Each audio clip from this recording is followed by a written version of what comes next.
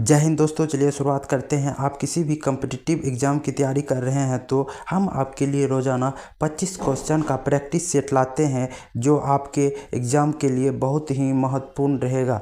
चलिए शुरुआत करते हैं। यदि आप चैनल पर नए जुड़े हुए हैं तो चैनल को सब्सक्राइब ज़रूर कीजिएगा। चलिए शुरुआत करते हैं। आपका पहला क्वेश्चन है, लोकटक झील किस राज्य में स्थित है? तो लोकटक झील किस राज्य में स्थित है? तो इसका सही उत्तर ऑप्शन ए सही उत्तर हो जाएगा मणिपुर। क्या हो जाएगा? मणिपुर। और लोकटक झील पर एक मात्र विश्व का तैरता हुआ राष्ट्रीय उद्यान है जिसका नाम केबुल लामजो राष्ट्रीय उद्यान है। क्या नाम है? केबुल लामजो राष्ट्रीय उद्यान है जो लोकटक झील पर तैरता हुआ राष्ट्रीय उद्यान है भारत का। ठीक है, आगे बढ़ते हैं नेक्स्ट क्वेश्चन की ओर। आपका अगला क्वेश्चन है, विश्व की सबसे बड़ी झील का क्या नाम है? तो विश्व की सबसे बड़ी झील का नाम है कैस्पियन सागर। क्या नाम है? कैस्पियन सागर नाम है। ठीक है, चलिए आगे बढ़ते हैं नेक्स्ट क्वेश्चन की ओर। आपका अगला क्वेश्चन है, पृथ्वी के वायुमंडल की पहली परत डैश है? तो देखिए, वायुमंडल की पहली परत क्या है? तो इसका सही उत्तर ऑप्शन ए हो जाएगा क्षोभ मंडल हो जाएगा। ठीक है, क्या हो जाएगा? क्षोभ मंडल हो जाएगा। देखिए, मुख्यतः वायुमंडल की 4 परतें होती हैं जिसका हम आपको नाम बताते हैं। एक क्षोभ मंडल हो गया, दूसरा समताप मंडल, तीसरा मध्य मंडल और चौथा आयन मंडल हो गया। ठीक है, मुख्यतः यही 4 जो है वायुमंडल की परत है। ठीक है, आगे बढ़ते हैं नेक्स्ट क्वेश्चन की ओर। आपका अगला क्वेश्चन है, कथक किस राज्य की प्रमुख नृत्य है? कथक किस राज्य की प्रमुख नृत्य है? तो इसका जो है ऑप्शन बी सही उत्तर हो जाएगा उत्तर प्रदेश। क्या हो जाएगा? उत्तर प्रदेश। अगर यहीं पर लिखा रहता कथक कथक कली, ठीक है, थोड़ा दिक्कत हो जाता है लिखने में। कथक कली, अगर यहीं पे लिखा रहता कथक कली किस राज्य की प्रमुख नृत्य है तो इसका सही उत्तर क्या हो जाता? केरल हो जाता। क्या हो जाता? केरल हो जाता। ठीक है, चलिए आगे बढ़ते हैं नेक्स्ट क्वेश्चन की ओर। आपका अगला क्वेश्चन है, क्रिकेट किस देश का राष्ट्रीय खेल है? तो क्रिकेट किस देश का राष्ट्रीय खेल है? तो इसका सही उत्तर हो जाएगा आपका ऑप्शन सी, यानी इंग्लैंड और ऑस्ट्रेलिया दोनों का राष्ट्रीय खेल क्या है? तो दोनों का राष्ट्रीय खेल क्रिकेट है। ठीक है, आगे बढ़ते हैं नेक्स्ट क्वेश्चन की ओर। आपका अगला क्वेश्चन है, विश्व हिंदी दिवस कब मनाया जाता है? तो विश्व हिंदी दिवस 10 जनवरी को मनाया जाता है। कब मनाया जाता है? 10 जनवरी को मनाया जाता है। ठीक है, आगे बढ़ते हैं। आपका अगला क्वेश्चन है, दल बदल कानून संविधान के किस अनुसूची में है? देखिए, संविधान में कुल अनुसूची की संख्या 12 है और कहेगा अनुच्छेद की संख्या कितने हैं? तो 395। कितने हैं? 395 है। ठीक है, चलिए, तो दल बदल किस अनुसूची में है? तो अनुसूची 10। किस अनुसूची में? अनुसूची 10 में है। ठीक है, आगे बढ़ते हैं। आपका अगला क्वेश्चन है, ईवीएम का पूरा नाम क्या है? तो इसका सही उत्तर हो जाएगा आपका ऑप्शन ए सही उत्तर हो जाएगा इलेक्ट्रॉनिक वोटिंग मशीन।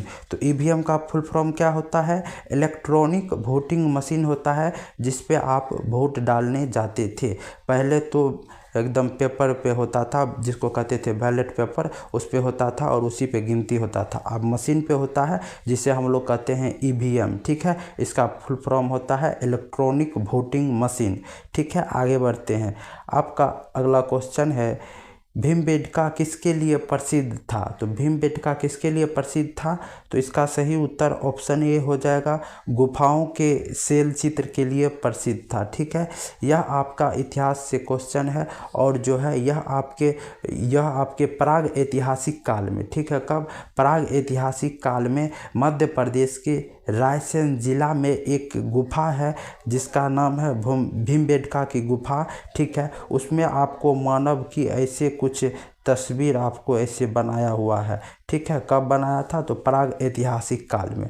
तो वहाँ क्या चीज़ है? मानव का चित्र है। तो गुफा किसके लिए प्रसिद्ध है? तो गुफाओं जो है वो शैल चित्र के लिए प्रसिद्ध है। ठीक है, आगे बढ़ते हैं।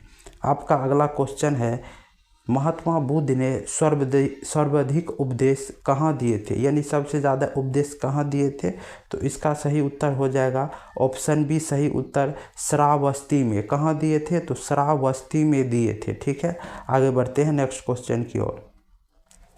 आपका अगला क्वेश्चन है, महात्मा बुद्ध का जन्म कहाँ हुआ था? तो महात्मा बुद्ध का जन्म जो है वह लुम्बिनी में हुआ था। कहाँ हुआ था? लुम्बिनी में हुआ था, और यह लुम्बिनी आपको नेपाल में पड़ता है। ठीक है, नेपाल में। कहाँ पड़ता है? तो नेपाल में पड़ता है। आगे बढ़ते हैं, आपका अगला क्वेश्चन है, जीवित कोशिका की खोज किसने किया था? तो जीवित कोशिका की खोज किसने किया था? तो इसका सही उत्तर ऑप्शन बी हो जाएगा, लुवेनहॉक। जीवित कोशिका की खोज किसने किया था? लुवेनहॉक ने किया था। अगर यहीं पे पूछा जाता कि प्रथम बार यानी पहली बार कोशिका का खोज किसने किया था, तो उसका सही उत्तर रॉबर्ट हुक हो जाएगा। सबसे पहले कोशिका का खोज रॉबर्ट हुक ने किया था, लेकिन वह मृत कोशिका था। कौन सी कोशिका थी? मृत कोशिका थी। और जीवित कोशिका का खोज किसने किया? लुवेनहॉक ने किया। ठीक है, आगे बढ़ते हैं। आपका अगला क्वेश्चन है, हृदय के डॉक्टर को क्या कहा जाता है? तो हृदय के डॉक्टर को कहा जाता है कार्डियोलॉजिस्ट। हर एक चीज़ का अपना एक डॉक्टर रहता है, वो स्पेशलिस्ट होता है, यानी उसी के बारे में सिर्फ देखता है। जो हृदय का यानी जो हार्ट का जो डॉक्टर होगा स्पेशलिस्ट, जो सिर्फ जो हार्ट के बारे में देखता होगा, तो उसको क्या कहते हैं? कार्डियोलॉजिस्ट कहते हैं। ठीक है, क्या कहते हैं? कार्डियोलॉजिस्ट।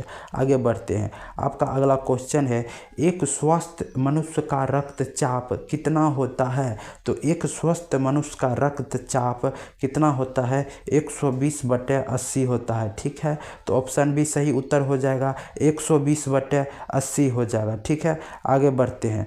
आपका अगला क्वेश्चन है, आगे बढ़ते हैं। आपका अगला क्वेश्चन है, विश्व में सबसे ज़्यादा भूकंप किस देश में आते हैं? तो विश्व में सबसे ज़्यादा भूकंप कहाँ आता है? तो जापान में आता है। कहाँ आता है? जापान में आता है। ठीक है, आगे बढ़ते हैं। आपका अगला क्वेश्चन है, ताजमहल कौन सी नदी के किनारे स्थित है? तो ताजमहल कौन सी नदी के किनारे है? तो आपका ऑप्शन भी सही उत्तर यमुना नदी के किनारे है, और यह आपको उत्तर प्रदेश राज्य के आगरा शहर में आपको यह जो है यमुना ताजमहल है। ठीक है, चलिए आगे बढ़ते हैं। आगे बढ़ते हैं। आपका अगला क्वेश्चन है, गोल्डन राइस में कौन सा विटामिन पाया जाता है? तो गोल्डन राइस जो है यानी चावल हुआ। ठीक है, तो एक चावल का नाम है जिसका नाम है गोल्डन राइस। उसमें पहले से क्या होता है? उसमें पहले से विटामिन ए मिला दिया जाता है, ताकि जो भी व्यक्ति गोल्डन राइस खाएंगे उसे रतौंधी नहीं होगा। ठीक है, चलिए आगे बढ़ते हैं। आपका अगला क्वेश्चन है, विश्व का सबसे छोटा फूल कौन है? तो विश्व का सबसे छोटा फूल कौन है? तो इसका सही उत्तर ऑप्शन ए हो जाएगा, वुल्फिया हो जाएगा। क्या हो जाएगा? वुल्फिया हो जाएगा। अगर यहीं पे क्वेश्चन रहता विश्व का सबसे बड़ा फूल कौन है, तो उसका सही उत्तर रफलेशिया हो जाता। क्या हो जाता? रफलेशिया हो जाता। ठीक है, आगे बढ़ते हैं नेक्स्ट क्वेश्चन की ओर। आपका अगला क्वेश्चन है, सूर्य के प्रकाश में कितने रंग होते हैं? तो सूर्य के प्रकाश में कितने रंग होते हैं? तो सूर्य के प्रकाश में कुल 7 रंग होते हैं। जब आप कभी भी देखिएगा इंद्रधनुष, जिसको आप इंग्लिश में रेनबो कहते हैं, उसमें आपको यह 7 कलर जरूर नज़र आएंगे। तो उसका हम आपको नाम बता देते हैं, बैगनी हो गया, नीला हो गया, हरा हो जाएगा, पीला हो जाएगा, नारंगी हो जाएगा, लाल हो जाएगा, और जो है एक कलर है आसमानी, जिसको इंग्लिश में हम लोग कहते हैं इंडिगो। क्या कहते हैं? इंडिगो। यह 7 कलर आपको सूर्य के प्रकाश में देखने को मिलेंगे। ठीक है, आगे बढ़ते हैं। आपका अगला क्वेश्चन है, विश्व में सबसे अधिक बारिश कहाँ होता है? तो विश्व में सबसे अधिक बारिश आपका हो जाएगा मासिन राम, यानी ऑप्शन डी सही उत्तर हो जाएगा, मासिन राम हो जाएगा। ठीक है, इससे पहले चेरापूंजी में होता था। तो मासिन राम आपको जो है भारत के मेघालय राज्य में है।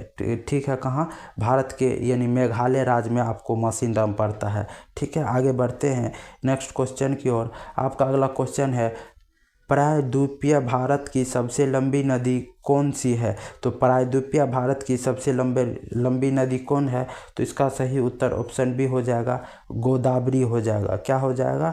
गोदावरी हो जाएगा। और इसे दक्षिणी गंगा भी कहते हैं। क्या कहते हैं? इसे दक्षिणी, गोदावरी नदी को दक्षिणी गंगा भी कहते हैं, क्योंकि यह साउथ इंडिया में बहता है यह नदी गोदावरी, ठीक है। तो इसीलिए इसे दक्षिणी गंगा भी कहते हैं। आगे बढ़ते हैं नेक्स्ट क्वेश्चन की ओर। आपका अगला क्वेश्चन है, भोपाल में गैस त्रासदी किस गैस के कारण हुआ था? तो किसके कारण हुआ था? तो इसका सही उत्तर हो जाएगा ऑप्शन सी, सही उत्तर हो जाएगा मिथाइल आइसोसाइनेट के कारण हुआ था। किसके कारण हुआ था? मिथाइल आइसोसाइनेट के कारण हुआ था। देखिए यह गैस जो है क्या हुआ था, यह गैस पानी के संपर्क में आ गया था, जिसके कारण केमिकल रिएक्शन हो गया और वह ब्लास्ट हो गया। ब्लास्ट होने के बाद उससे बहुत ज़्यादा जहरीली गैस निकली, जिससे जो है वायु में फैल गया। वायु में फैलने के बाद लगभग इससे 16,000 लोगों की मृत्यु हो गई। कितने लोगों की? लगभग 16,000 लोगों की हो गई। तो किस गैस के कारण? मिथाइल आइसोसाइनेट के कारण, ठीक है।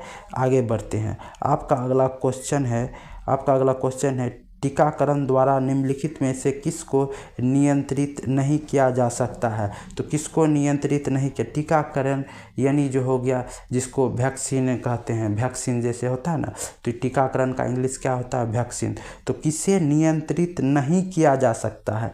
तो किसे नहीं किया जा सकता है?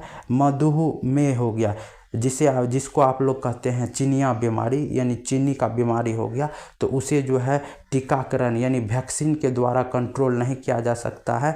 इसे जो है ऐसे ही परहेज से आदमी को रहना पड़ता है। उसके बाद चीनी सब की मात्रा कम लेना पड़ता है, ताकि उसे जो है कोई दिक्कत ना हो, ठीक है। आगे बढ़ते हैं। आपका अगला क्वेश्चन है कि दांत और हड्डियां किससे मजबूत और दृढ़ता प्राप्त होता है?